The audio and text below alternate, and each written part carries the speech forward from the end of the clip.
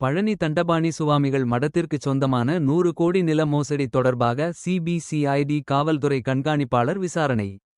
4 மணி நேரத்திற்கு பின் விசாரணை நிறைவு.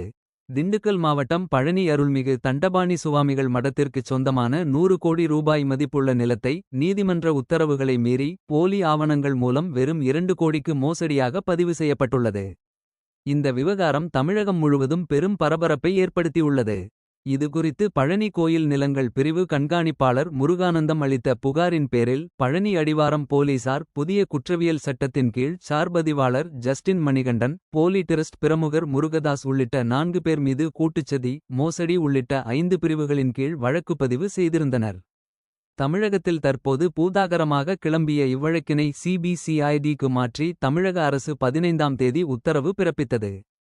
இதனைத் தொடர்ந்து பழனி அடிவாரம் போலீசாரிடம் இருந்து வழக்கு ஆவணங்கள் அனைத்தும் இணையதளம் மூலம் சிபிசிஐடி அதிகாரிகளிடம் ஒப்படைக்கப்பட்டன. சிபிசிஐடி டிஎஸ்பி அஜய் தங்கம் தலைமையில் 16ஆம் தேதி திண்டுக்கல், தேனி, சிவகங்கை, விருதுநகர் மற்றும் மதுரை ஆகிய மாவட்டங்களைச் சேர்ந்த 5 சிபிசிஐடி இன்ஸ்பெக்டர்களின் மேற்பார்வையில் 20க்கும் மேற்பட்ட போலீசார் திண்டுக்கல் அலுவலகத்தில் முதற்கட்ட தகவல் அறிக்கை தயார் செய்து பழனியில் சம்பந்தப்பட்ட இடத்தில் கள ஆய்வு நடத்தினர். இதன் தொடர்ச்சியாக 17ஆம் தேதி இன்று திண்டுக்கல் சிபிசிஐடி அலுவலகத்திற்கு மாவட்ட காவல்துறை கண்காணிப்பாளர் சஜிதா வருகை தந்தார்.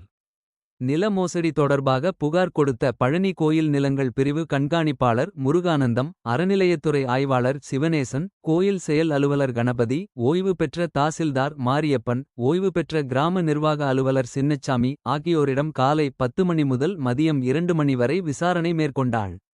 இந்த விசாரணையானது சுமார் 4 மணி நேரம் நடைபெற்று நிறைவடைந்தது.